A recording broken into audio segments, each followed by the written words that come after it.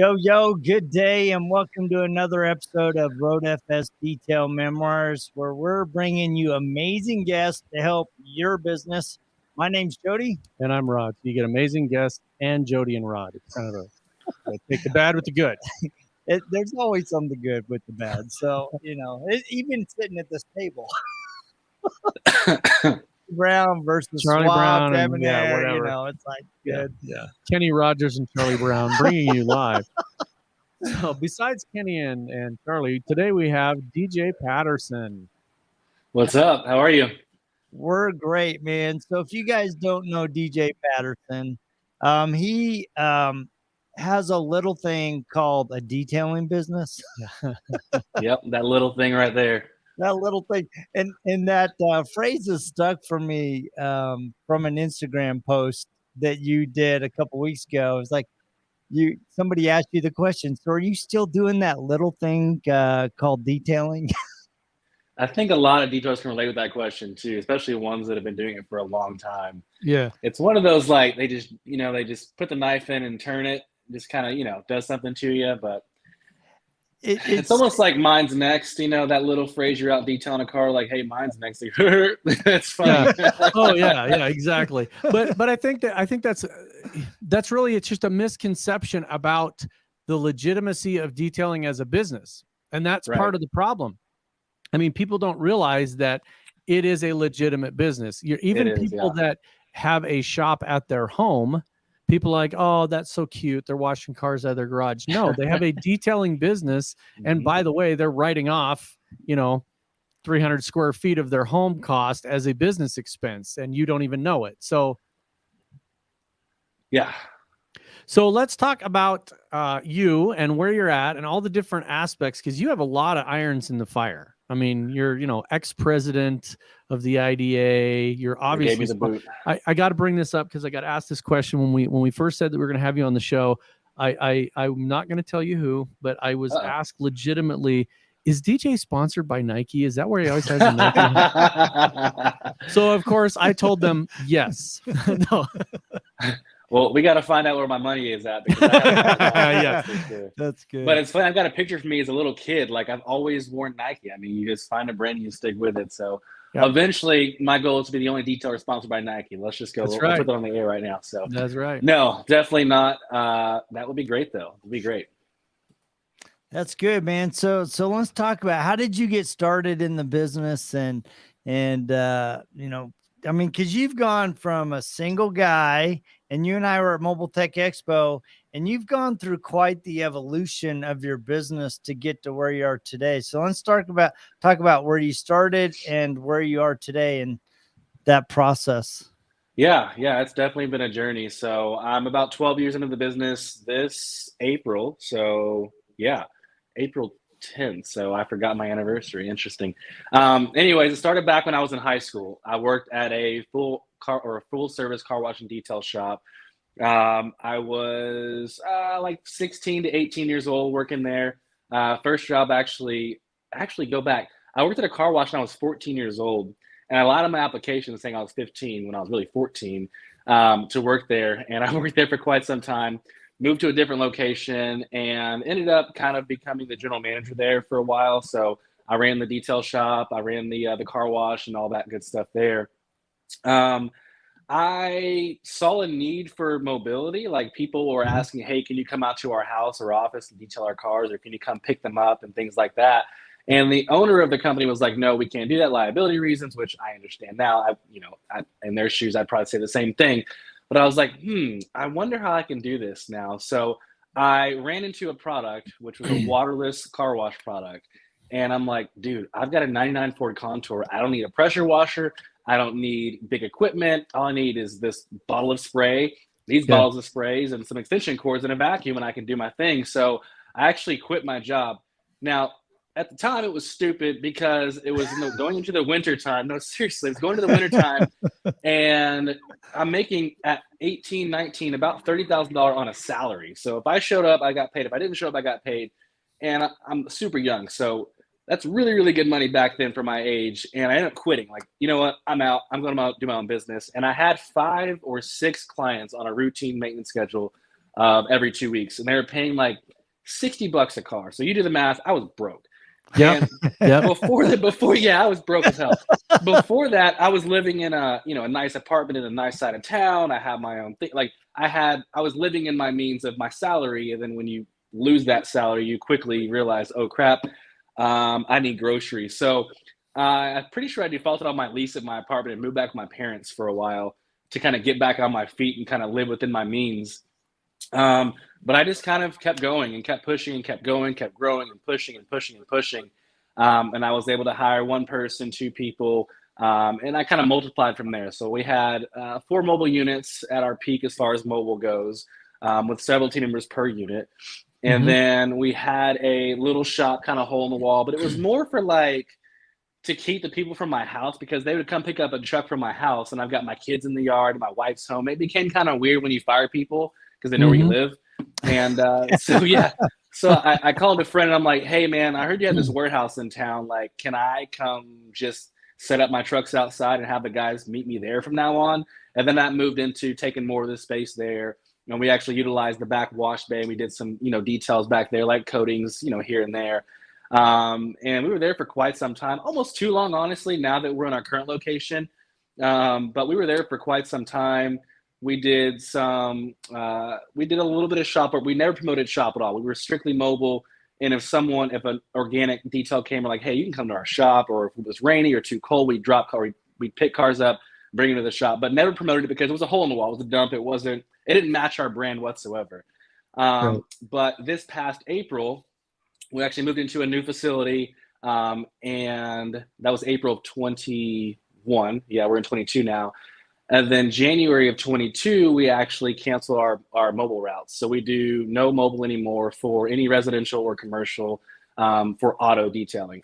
Now, we kept those units, though, and now we're only doing boats, fleets, RVs, soon to be aviation again, because those jobs are massive at one location and you're not running around to get to where you need to be. So right. And I don't know of anybody that has their own location where you can bring a plane. There's no so I can't seem to find a good runway out here. I don't think that would work out really well.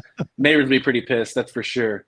So yeah, that's where we're at now. We definitely made some really big changes this past year, some really drastic ones, because I kind of sped through the thing there, but 12 years of mobile only. We had a lot of clients, a huge chunk of clients on a weekly, bi-weekly, and monthly schedule, and they're all gone. We had a lot of clients over 12 years that, we were never slow. There was a point we can just pick up the phone and we can book out mobile units all day long.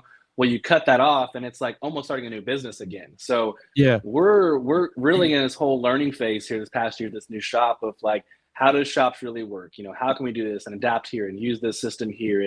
And we're kind of in a learning phase, but we're excited for this year, because this past winter, we put a lot of processes in place and things behind the scenes to make sure we're set up for success. And we're still super excited. So even with cutting out a massive revenue stream of our business of 12 years, we had to lay off nobody. We're still growing. We're even adding more team members. So we're able to kind of keep things rolling forward. So I have 2 questions related to that, because I think a lot of businesses struggle. In fact, Rod and I were having this conversation just before we came online about looking at the different aspects of business and how can we get each one of those legs thriving. And I think a lot of times businesses struggle with the decision of letting something go. Oh yeah. Right. Especially when it's making you money. So how did you work through that decision, and why did you make that decision to let that aspect of your business leave? So there's a multi answers there. One was COVID hit. When COVID hit, it was really crazy time where we had to shut down for I'd say about 6 to 8 weeks. We were shut down, weren't working at all. And when we got back into business again, COVID was going around, we'd have team members that would call out sick, and it was just really hard to kind of keep the mobile routes going, because if someone called in, it's like, well, crap, who's going to take that mobile unit now? Who's going to do this? And it just became a headache to kind of manage that. So that was one reason why we wanted to go into a shop, just because every car is in one location. If someone calls out of work or we're short staffed or whatever have you, all the details are in one place. I don't have to go jump in a mobile unit. My operations manager doesn't have to go do any detailing. It's just everything's right here. We can make it work. That was one of the reasons. And the second one was once we got in here and really dug into, so every year we kind of dig into our numbers. We're making sure that, what we're charging is appropriate versus, expenses, costs, and all that good stuff. Yeah. And we realized really quickly, although we were making ends meet with the mobile, we weren't making really, really, really good money. But with the shop location, the opportunities were endless. And it's like, okay, let's just say if we kept the mobile units, but only on these massive projects over here, and we cut out these, but so now all our A players in one place, we can get more cars in here. It was kind of a no-brainer, but it was very hard because I had an emotional attachment to those clients, to that. I mean, that's all I've done forever. And 12 years, those listening that are in business for any amount of 6, 8, 10, 12 years, I mean, you got a lot of relationships, you got a lot of people that you do business with, and to just cut it off would be really, really, really hard. But we almost go ahead. No, but I think that's a really important thing you said there is you've got to look at the numbers and see not just what's making you the money, but what is making the most margin. And as a business owner, and I think that is a huge switch, right? I would say when you first started, you had a really good job that you produced your own income. Now, when you start making decisions on that level, that's when you're a business owner. When you start thinking about it differently at that higher level and say, this brings in money, but not as much. And I can refocus and put my A players over here. And you mentioned something else. You mentioned the word current location, right? Yeah. When you're young, you're like, I have a shop. This is my business. And now you're like, this is my current location, because you realize things grow and change. I mean, you have to be flexible and you have to make that pivot. So I think that is, it's one of the things that the younger people, when people are like, how am I starting out a business? What do I need to do? This is why we love to have somebody that's been in business for as long as you have, because you can actually give people that advice and say, hey, don't make the mistakes I made, right? That first time detailer that is doing it as a side gig. And the question is always, when do I leave my other job? Right. Yeah. When you're making enough money that you can afford to do that. Yeah, because you don't want to go back to mom and dad's house. That's for sure. That's yeah. I was. I was depressed for a long time. Yeah, I probably had a counselor too. Yeah. Yeah. So, I'm sure mom was happy to have you back. Dad was probably going, "Come on, son, get moving." They're like, "Here's this bill. Here's that bill." Like, whoa, hold on. Like, I'm just here temporarily, but yeah. So. It all worked out.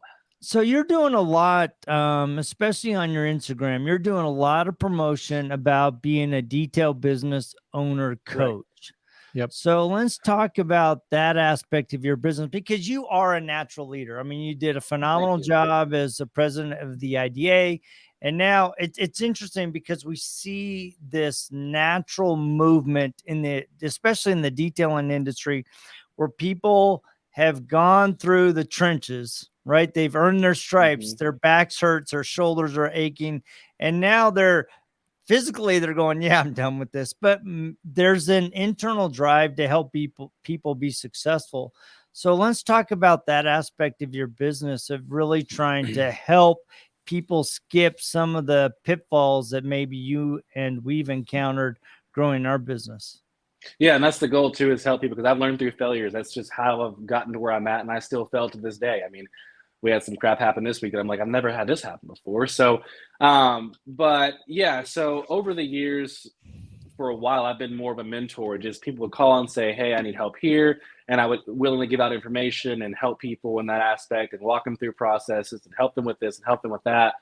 But over time, it became to be a lot. So it's like, you know what? Why not actually go into coaching and actually have a legitimate business where I can actually coach detailers on and get more in depth with them and hold their hand for several weeks and months and make sure that they get to their goals, right? Opposed to just say, hey man, you should use this system or try this out. But someone that I can get on a call with and say, okay, here are your problems. Here's a roadmap. And you can either do it yourself or I can hold your hand for the next several months and make sure that it's done properly and you're going to be set up for success. So just like you go and pay for training at some of these other trainers out there to do your hands-on stuff, this is more the business side. I don't care so much for the technical side of detailing. Honestly, as far as dedicating my time to training that, I'm more into the business. I just love how business works. I love systems, processes, and things like that. So that's kind of my niche there. And over the past year, I've really developed. I kind of really wanted to wait to start launching some stuff till after my presidency because I thought it'd be a little tacky to, president of IDA and also trying to be a business coach too. It just, I don't know how that would look in the eyes of people, to be honest with you. Just being transparent. Like, I don't want to be that guy. It's like, oh, he used the presidency just to get the reach. That's just not how I was. So I've been wanting to do this for quite some time, and it's just the perfect time for me to do it.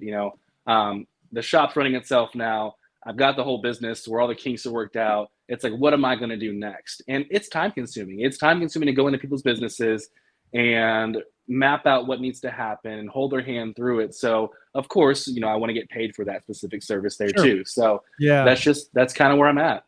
Yeah. And I think that's good. There's so many people out there that are hungry for information.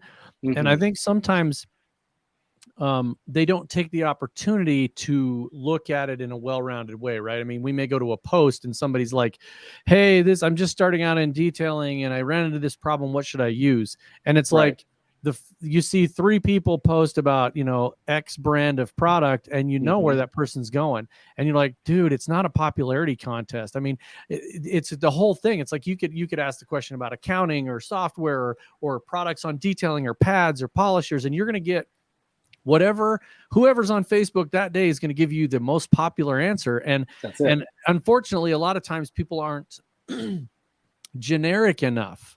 Right.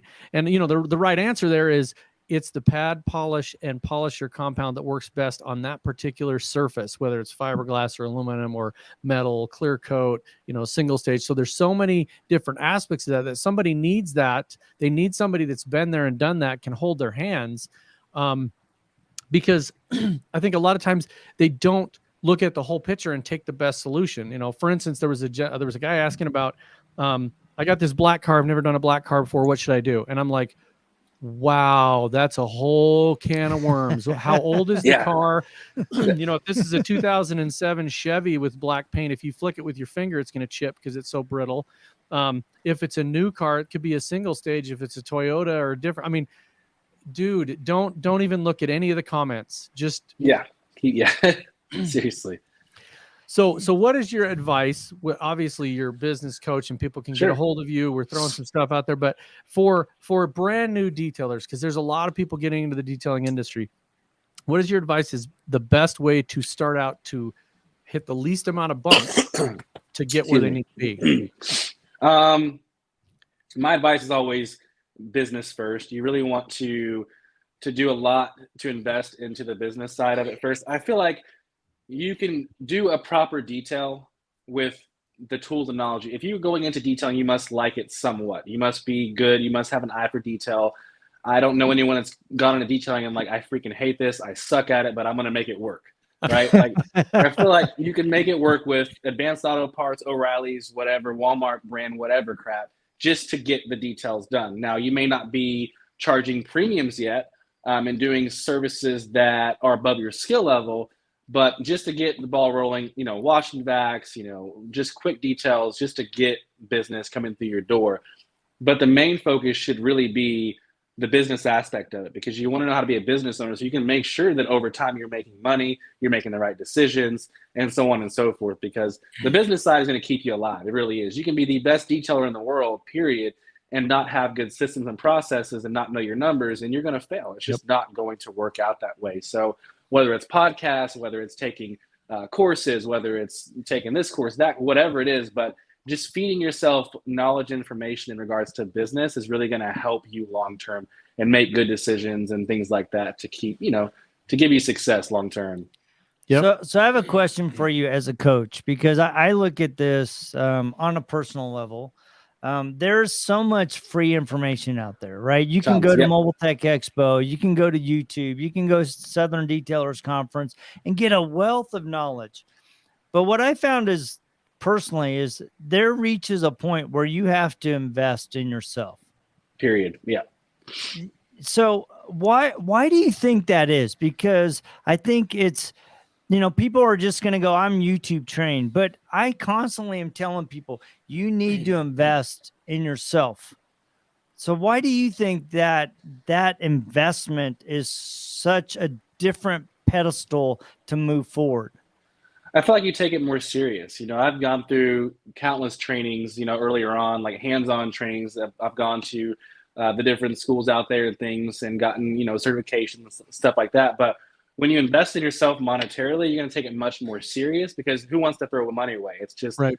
I don't have disposable income. I'm not going to throw money away. So if you're paying for something, you're more serious and apt to actually follow it through, versus, which I highly encourage guys and girls to go to SDC and Mobile Tech Expo. That's a perfect place to surround yourself with a ton of knowledge, but it's just sporadic knowledge here and there. You catch something cool, it helps you, great. But to pay for something that's niched down and specific to what you need, I feel like you're much more motivated to follow it through and make it work, since you actually invested time and money into it.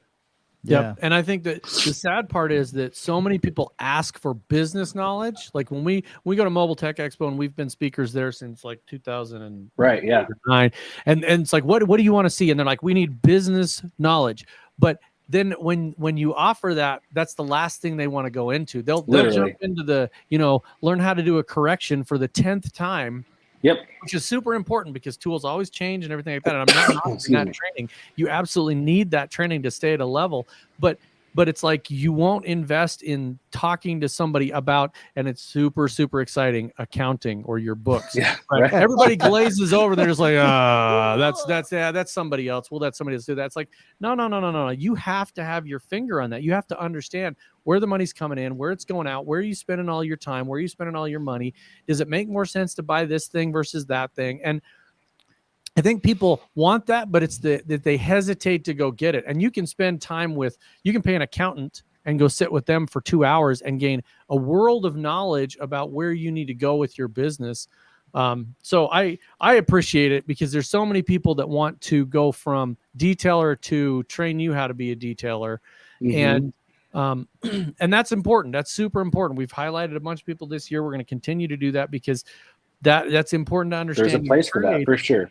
But I think people undervalue the business. Yeah, training. and I have a tendency to kind of put years of experience in behind that. And for somebody like yourself, that, I mean, let's face it, you there's people that dislike you because you look like you're like 20 for the rest of your life. And those of us that, look like we're 85 and we're actually only 30.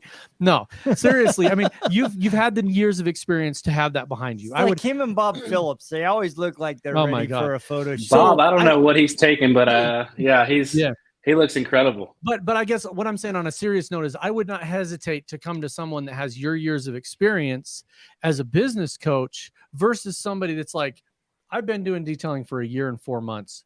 Come talk to me about how to do it, because you haven't even made the mistakes. In a year, you haven't even made the mistakes that you're going to make. So whereas you've kind of gone through the trenches there, as Jody was saying, and to steal a word from Billy Bogus. So I really appreciate that. And I think that that's something that's really needed. One of the other questions that I'm going to totally 180 on you here is your business name. So Eco Green, obvious reasons, but how long have you had that? And was that an idea from the beginning to keep that kind of in that ecological flow? Yeah, that's came up too recently with the whole new rebrand, because I see a logo you got up now. It's an old logo. We just rebranded our logo. Oh, sorry. It's all good. It's all good. The new one's better, but we're going to go with that one. We're going old school today. But no, so earlier on, so when I first started, I started out of the trunk of a 99 Contour. Yeah. And I started out of that car because it was a leg up. It was a way to get into working on my own. It wasn't, waterless is going to save the planet. I didn't care. I didn't know. But over time, I was like, holy crap, like, I'm not using any water. How much water am I saving? Okay, and I really dug into that whole green thing. Okay, what kind of products can I use that are more green? And I became to get really fascinated with the green aspect of it. And I said, you know what? I've got a niche now. So I actually ran with it. And we promoted a lot, how much water we saved and the environment. And honestly, starting a waterless mobile detailing company in Tulsa, Oklahoma was very, very hard, because Oklahoma people were very skeptical. I made a marketing mistake early on. Speaking of mistakes, is I had a brand new truck that I had finally got. It was wrapped, and the name was Eco Green Waterless Mobile Detailing. And it put up an immediate hurdle in front of all my potential clients, because they're just like, hold on, waterless, what's that? And then we can wash cars, no water. I don't know. I don't know about that. And honestly, for a good, I want to say 6 to 9 months, I'm like, what the hell? Why are we not? I don't understand. So it's like, screw it. We rewrapped the truck, we threw away business cards, got everything reprinted to where it's just eco-green mobile detailing or eco-friendly mobile detailing. And immediately, I'm telling you, like, that the hurdle was gone. There was no questions. And then we show up at a job site, they're like, where's your water at? And at that point, it's like, let me show you how this works. So now I'm educating people. And you fast forward 12 years, and then now people are asking us, hey, can I buy some more of that product? Or where can I get it at? Or love this. And it's just very, very well known here in Oklahoma now. And there's no skepticism around it whatsoever. So we've done things over the years to make sure we have green, products and things in our business. But it's not like our core any longer, as far as that's like one of our core things we do. But it's all about brand awareness. So we kept the name, decided to keep it, even though it's not like this major foundational core of our business as far as being green. But it's something we definitely still implement into our business, every day. So we just made an executive decision to keep it. And that's cool. And I mean, quite honestly, that's really cool. That's one of those business things when you're talking to somebody, you're like, look, you don't have to necessarily, like you said, care at all. But the bottom line is a rinseless wash can save you so much time and money from going back and forth. I mean, we spent a day with with Rennie and Oscar Hernandez and Bob Phillips in California at a 3D detailing supply. And the amount of people that came in to get DI water and fill up the back of this huge 250-gallon tote and go out into the field. And I'm like, rinseless, baby. That's the only way to go. I mean, I would still keep a small tank just in case you needed something or you had it. But of course, it's going to happen. The amount of time and money and effort to go do that versus all of the products that are out there that are a rinseless wash. I mean, night and day. Not even a question. Yeah, and it saves you time, saves you money, and it's just, I mean, it's just that's how I began the business. That's all I've known for a long time. And of course, now with our shop, of course, we have pressure washers and water and things like that. Sure. But it's just a necessity in some cases. But I mean, I can prove to anyone, you can build a large business off of waterless alone. We did it for 12 years. You bet. That's absolutely. Cool. And there's so many places that it's a requirement now too. So exactly. Couple of things, the housekeeping things is obviously you're in Oklahoma. We've put a banner across the bottom to show people how to get a hold of you on I think it's on your IG we have, but how do people get a hold of you and your company for the business aspect and for the detailing? Yeah, for sure. So IG kind of points you everywhere. The website's on there. So it's djpatterson.biz, super simple. You can fill out a questionnaire. If you want to set up a call, we can just chat, talk about your business needs, business goals, and I can provide you with a roadmap or things if we mesh and work well together. At the very least, we get a phone call. I get to help you a little bit, point you in the right direction. But if you're interested in moving on long-term, we can talk about what that would cost and things like that. But IG, I put a lot of free information out there. I try to post almost daily, and just giving different tips and tricks and things like that. Not necessarily tips and tricks, but just like information that's valuable to detailers. Some is entertainment, some is actually, knowledge and education. But following me there, you'll definitely be entertained at the very least, or you'll definitely get some knowledge about detailing. And then if you decide, hey, you know what, this is the guy. Like you said, not everyone's going to like me or want to work with me, and that's totally fine. There's coaches out there that aren't me. There's other training, there's online courses, there's all kinds of there's online business courses that aren't even detailing related that would help people. So I'm not here to just say, hey, I'm the end all be all. But if you like what you see, if you want to work together, I can definitely do that with you. But yeah. Instagram at DJ Patterson or straight to the website, djpatterson.biz. But Instagram is definitely the easiest way to find all your how to get to me. Yep. It's super great, man. And I love your IG. I actually look at it every day. And Thank you. Detail, right? I appreciate it. And it's, it is entertaining. 2, you have a very likable personality, and you talk about, not having expendable income. You need to go get that Nike check, and then that'll make it a little easier. You're right. So, but we want to thank you for taking the time. I mean, obviously we could continue going.